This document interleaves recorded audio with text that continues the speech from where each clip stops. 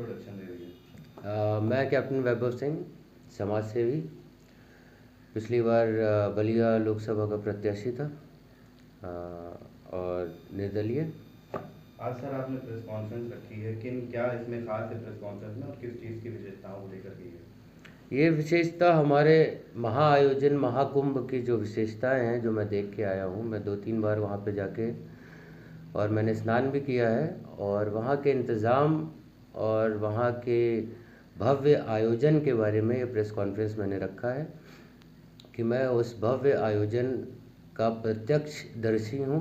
तो मुझे सबके समक्ष बताना चाहिए कि मैंने वहाँ क्या इंतज़ाम देखे और किस तरह के अच्छे इंतज़ाम देखे। कुंभ की आप बात कर रहे हैं, लेकिन विपक्ष जो है लगातार हमलावर है। एक तरफ सीएम योगी की तारीफ हो रही है मैनेजमेंट को लेकर, और दूसरी तरफ विपक्ष कह रहा है कि हजारों लोग भगदड़ में मारे गए, कोई ठीक इंतजाम नहीं किया गया था। आयोजन तो बहुत भव्य है। मैं हर उस इंसान को धन्यवाद करना चाहता हूं जिसकी थोड़ी सी भी भागीदारी रही है उस आयोजन में, चाहे वो नगर निगम का कर्मचारी हो, चाहे वो हमारी पुलिस बल हो, चाहे वो हमारे एडमिनिस्ट्रेशन वाले हों, चाहे किसी भी तरह के अधिकारी हों, जिन्होंने एक एक चीज़ बहुत बारीकी से देखा है और एक एक चीज़ का बहुत बारीकियों से इंतज़ाम किया है। विपक्ष बोल रही है 1000, तो भगदड़ शायद पिछले भी महाकुंभ में भगदड़ हुए थे जिसमें 42 लोगों का रिपोर्ट आया था। तो अभी शायद विपक्ष बोल रही है कि 1000 से ज़्यादा लोग मारे गए हैं। तो मुझे ये समझ में नहीं आ रहा है कि वो आंकड़ा बताना चाह रहे हैं या तरीका छुपाने का। और बताया जा रहा है कि मिट्टी में खोद के लाशें डाल दी गई हैं। अरे साहब, वो मिट्टी में खोद के कोई लाश नहीं डाल सकता। मिट्टी खोदना बहुत आसान है। गंगा की एक बार पानी थोड़ा सा ऊपर आता है, मिट्टी निकाल के चला जाएगा तो लाशें दिख जाएंगी आपको। इतना छोटी मोटी चीज़ें और ये सब इस भव्य आयोजन में आप लोग का बोलना नहीं बनता है। जितने भी परिवार के लोग गए हैं उनके साथ मेरी पूरी हमदर्दी है। उन्होंने अपने परिवार का कोई इंसान खोया है, वो कोई भी उसकी भरपाई नहीं कर सकता, ना बातों से ना किसी चीज़ से, क्योंकि परिवार के 2-2 3-3 लोग पूरे परिवार के उजड़ गए हैं। इतने बड़े महाआयोजन में थोड़ी सी कमियां, कहीं ना कहीं चूक प्रशासन से या हमसे भी हो जाती है। हम दूसरों की बातों को सुनते या तो रुक जाते हैं या तो दौड़ने लगते हैं।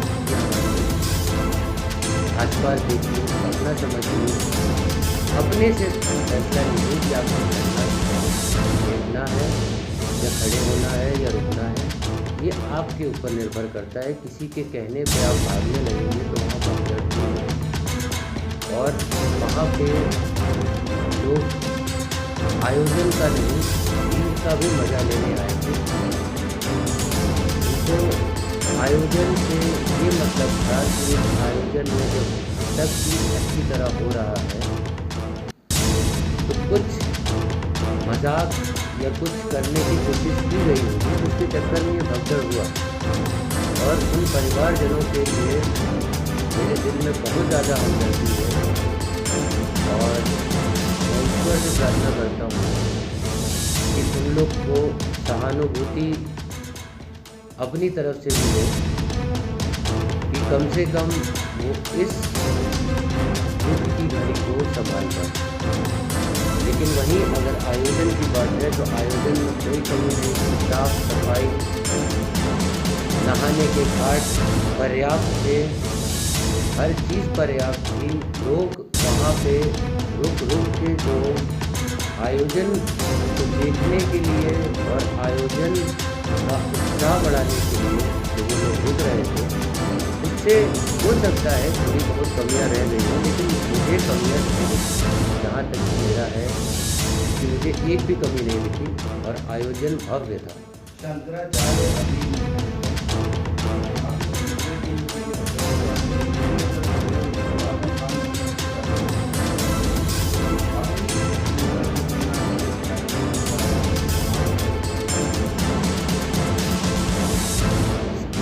आजम खान ने जैसा मांग विपक्ष कर रही है मुख्यमंत्री का, तो उस समय आजम खान मुझे लगता है कि समय मुख्यमंत्री ने क्यों नहीं इस्तीफा दिया? अगर उनको मालूम है कि जिनके ऊपर उन्होंने कार्यभार दिया था उसने अपना इस्तीफा दे दिया, तो गलती उसकी थी वो मान रहा है, तो गलती पे तो मुख्यमंत्री की है। क्योंकि इतना भव्य आयोजन अगर उन्होंने किया था कि हम बोल रहे हैं कि हमारा आयोजन सबसे अच्छा था, किसी का आयोजन कुछ अच्छा नहीं होता है, समय के साथ सब बदलता है, समय के साथ चीज़ें बनने शुरू हो जाती हैं। पहले मिट्टी पे तंबू ही लगवाते थे, अब मिट्टी पे कैबिन भी लग रहे हैं, मिट्टी पे कॉटेजेस भी बन रहे हैं। तो ये जो है डेवलपमेंट को आप ये नहीं बता सकते कि उस समय का अच्छा था, इस समय का ज़रूरी है कि अच्छा ही होगा, क्योंकि 12 साल में प्रगति बढ़ जाती है। हर 12 साल में, अगले 12 साल में आपको क्या पता चले कि आपका कैबिन ही कुंभ के अंदर हो, कैबिन ही संगम के ऊपर आपका हो, आप नहा रहे हैं, धो रहे हैं, उसके बाद अपना घर चले जा रहे हैं, कोई भरोसा नहीं। कितना प्रगति, जितना डेवलपमेंट होता जाएगा उसका अंदाज़ा लगाना बहुत मुश्किल है। किसी का भी इस्तीफ़ा मांग के हम इस भव्य आयोजन को और इस भव्य समारोह को और भव्य सनातन को हम लोग कभी भी राजनीति में नहीं लाना चाहिए। भगदड़ होना रेलवे स्टेशन पे उनके समय पे, वो भी उनकी गलती नहीं होगी, कोई जाके वहाँ पे नहीं देखता है किस लिए भगदड़ हुई, क्या हुई। चलिए, यहाँ तो अभी बोला जा रहा है कि सारी रिपोर्टें निकाली जाएंगी, क्यों हुआ क्यों नहीं हुआ। उस समय तो शायद रिपोर्ट ही नहीं निकाली गई थी, किसी ने बोला हम इस्तीफ़ा दे रहे हैं, किसी ने लिया नहीं, बस बात हो गई, आई गई हो गई। अब इस्तीफ़ा दे रहे थे तो बढ़िया है, लेकिन इस्तीफ़ा देना ही हर चीज़ का समाधान नहीं होता है। समाधान ढूंढिए कि अभी इस्तीफ़ा मांगने से अच्छा है आप लोग एकजुट होके कम से कम गहराई तक सोचिए कि पिछली बार भी हुआ, इस बार भी हुआ, अगली बार भी हो सकता है, तो इसको रोका कैसा जाए, और सब मिल के रोकेंगे तो रुक जाएगा। इतना कोई भगदड़ की इतनी बड़ी कोई घटना नहीं है। जो मरे हैं उनके लिए पूरी आश्वासन है हमारे तरफ से, पूरे उनके परिवारों को।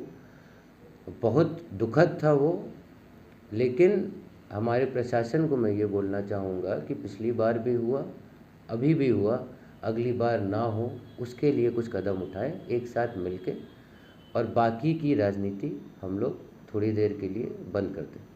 घाटों के में जो पानी है उसकी गुणवत्ता को लेकर भी कई सवाल खड़े हुए हैं। एनजीटी ने एक रिपोर्ट भी सौंपी जिसमें 73 जगहों पर पानी की टेस्टिंग करी गई थी।